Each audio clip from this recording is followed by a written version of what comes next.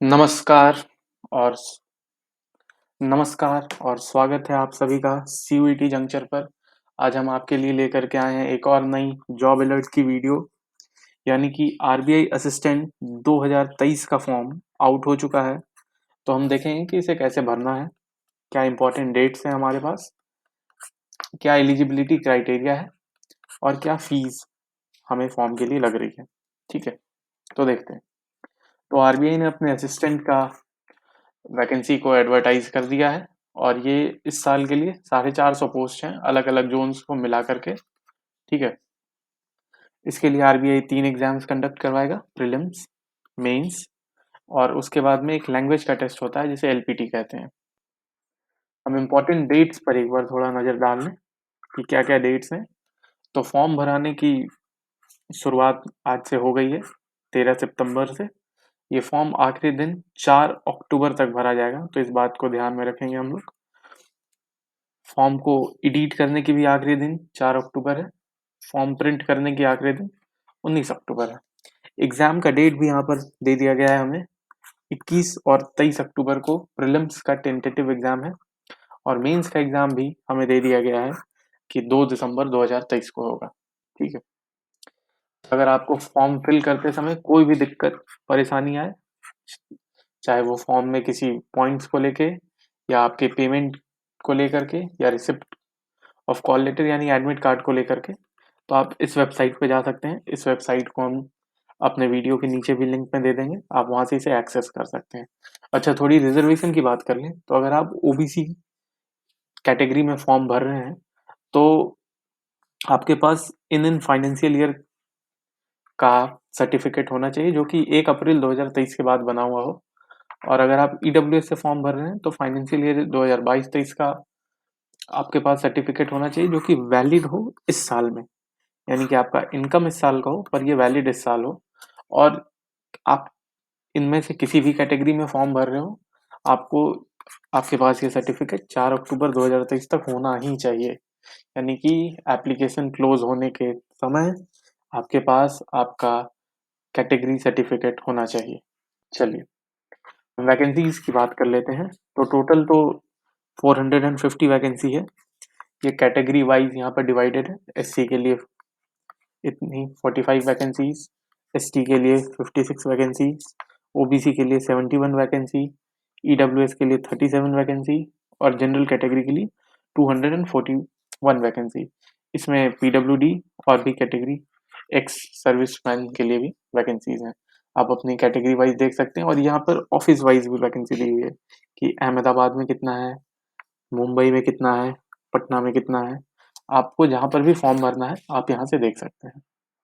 चलिए, education qualification की बात कर लेते हैं। तो आपको ग्रेजुएट होना चाहिए और ग्रेजुएट के साथ साथ आपको ग्रेजुएशन में 50% मार्क्स चाहिए। That is you need 50% marks in graduation to be applicable to fill this form.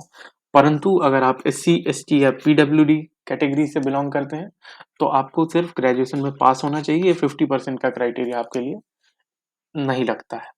इसके अलावा आपके पास वर्ड प्रोसेसिंग की नॉलेज होनी चाहिए और इसके अलावा आप जिस भी ऑफिस का फॉर्म भर रहे हैं वहाँ का जो लोकल लैंग्वेज, हम अभी आएंगे कि किस ऑफिस का क्या लोकल लैंग्वेज है, उसमें आपको प्रोफिशिएंट होना चाहिए जिसके लिए आपको एलपीटी टेस्ट देना होगा।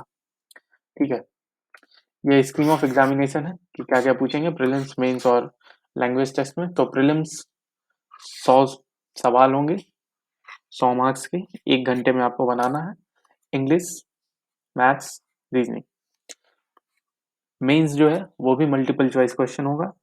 आपके पास 200 सवाल होंगे, आपके पास 200 मिनट का समय होगा, 135 मिनट का समय होगा, 200 मार्क्स के सवाल होंगे। इसमें आपको reasoning, English, maths, general awareness और कंप्यूटर का नॉलेज से सवाल पूछे जाएंगे।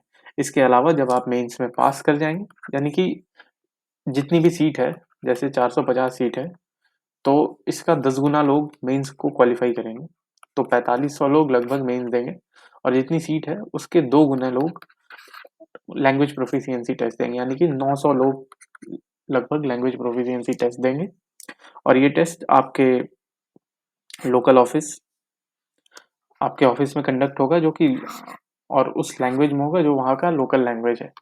ठीक है, अब देख लेते हैं क्या क्या लैंग्वेज है। तो मान लीजिए आप अहमदाबाद में भरें तो गुजराती आनी चाहिए, भोपाल में भरें हिंदी आनी चाहिए, चंडीगढ़ में भरिए पंजाबी या हिंदी आनी चाहिए।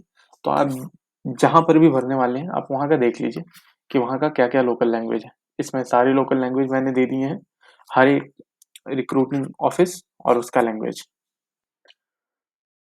ये सेंटर की लिस्ट है कि कहाँ कहाँ पर एग्जाम होगा।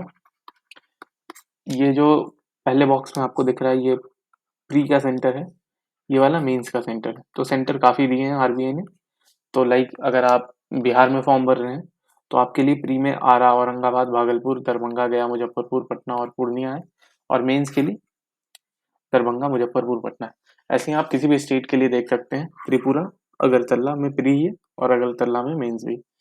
तो आप इसे देख करके फॉर्म भरते समय इस बात का ध्यान रखेंगे कि कहाँ कहाँ पर सेंटर है। अच्छा, पे स्केल सबसे इम्पोर्टेंट, सबसे ज़रूरी बात कि पैसे कितने मिलेंगे साहब। तो पैसे बिना एचआरए के, यानी कि अगर आपको हाउस एकोमोडेशन आरबीआई प्रोवाइड करेगा तो आपकी मंथली सैलरी लगभग 47,849 रुपये होगी, यानी 47,849 रुपीज। पर अगर आपको हाउस नहीं मिल पाया तो इसके अलावा आपको 15% का अतिरिक्त, so in addition to this money 15% of extra will be paid to you. All right. और भी एक खासियत है आरबीआई के जॉब्स की, वो है अदर अलाउंस। तो इसमें आपको क्या क्या मिलेगा, आपको newspaper, briefcase, book grant, allowance for furnishing of residence etcetera etcetera कि आपको अलाउंस मिलेंगे। आपको ओपीडी ट्रीटमेंट का अलाउंस मिलेगा, आपको इंटरेस्ट फ्री फेस्टिवल एडवांस मिल सकता है, हाउसिंग लोन मिल सकता है, पर्सनल लोन मिल सकता है, कंसेशनल रेट। पर ये आपको तभी मिलेगा जब आप 3 साल की सर्विस कर लेंगे। ठीक है। इसके अलावा आपको पेंशन, न्यू पेंशन स्कीम मिलेगी यानी एनपीएस, और ग्रेजुएटी मिलेगी। एक बहुत जरूरी बात जो बहुत लोग मिस कर जाते हैं कि आरबीआई प्री एग्जामिनेशन ट्रेनिंग देती है अगर आप एससी, एसटी, ओबीसी या पीडब्ल्यूडी कैटेगरी से बिलोंग करते हैं। तो जब आप अपना फॉर्म फिलअप कर लें तो आप जिस भी ऑफिस के लिए आप फॉर्म अपना फिल कर रहे हैं उस ऑफिस का मैंने सारा ईमेल यहाँ पर कंबाइन करके दे दिया है। तो अगर मान लीजिए आप हैदराबाद के लिए फिल कर रहे हैं तो आप यहाँ पर इस ईमेल पर उन्हें मेल कर सकते हैं कि साहब हमने ये फॉर्म फिल किया है और मुझे प्री एग्जामिनेशन ट्रेनिंग चाहिए, जो कि आपको ऑनलाइन प्रोवाइड की जाएगी। तो आपको वहाँ जाने की ज़रूरत नहीं है। पर ये काम आपको 6 अक्टूबर 2023 तक कर देना है। और इसके लिए एक फॉर्मेट है जो कि उन्होंने फॉर्म के साथ अटैच करके दिया हुआ है। तो उसे भी मैं अपने यूट्यूब के लिंक पे डाल दूंगा, आप वहाँ से डाउनलोड कर सकते हो। ये बहुत इम्पोर्टेंट और ज़रूरी चीज़ है, तो इसको बिल्कुल ध्यान में रखिए। अच्छा, इसके अलावा एक और ज़रूरी बात कि फ़ीस कितनी लग रही है साहब। तो अगर आप एससी, एसटी, पीडब्ल्यूडी या एक्स सर्विसमैन हैं तो 50 रुपये प्लस 18% जीएसटी। अगर आप जनरल, ओबीसी और ईडब्ल्यूएस हैं तो 450 रुपये और 18% जीएसटी।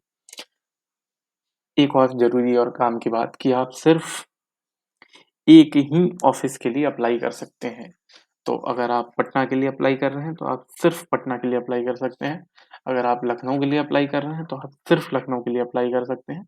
अगर आप दिल्ली के लिए अप्लाई कर रहे हैं तो सिर्फ दिल्ली के लिए अप्लाई कर सकते हैं। और आपका जो सेंटर होगा वो भी उसी राज्य में होगा।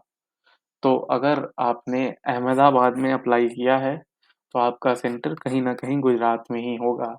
प्री का भी, मेंस का भी, और लैंग्वेज प्रोफिशिएंसी टेस्ट तो वहीं पे होगी ही। ठीक है। अच्छा, क्या क्या डिटेल्स चाहिए यहाँ पर। फोटो आपको 20 से 50 केबी में चाहिए। लाइट कलर बैकग्राउंड का ध्यान रखिएगा। सिग्नेचर 10 से 20 केबी में। वाइट पेपर पे करना है ब्लैक इंक पेन से, इस बात का ध्यान रखिएगा। लेफ्ट थंब 20 से 50 केबी, वाइट पेपर, ब्लैक और ब्लू इंक। डिक्लेरेशन, ये डिक्लेरेशन मैंने यहाँ पे दे दिया है। 50 से 100 केबी, इंग्लिश में लिखना है सिर्फ, वाइट पेपर पे और ब्लैक पेन से, इस बात का ध्यान रखिएगा। बहुत बहुत धन्यवाद। लाइक, शेयर और सब्सक्राइब कीजिए अपने उन दोस्तों के साथ भी जो आरबीआई असिस्टेंट का फॉर्म भर रहे हैं। आप सभी को ऑल द बेस्ट एग्जाम के लिए। अगर कोई भी दिक्कत और समस्या हो तो आप कमेंट सेक्शन में पूछ सकते हैं। बहुत बहुत धन्यवाद।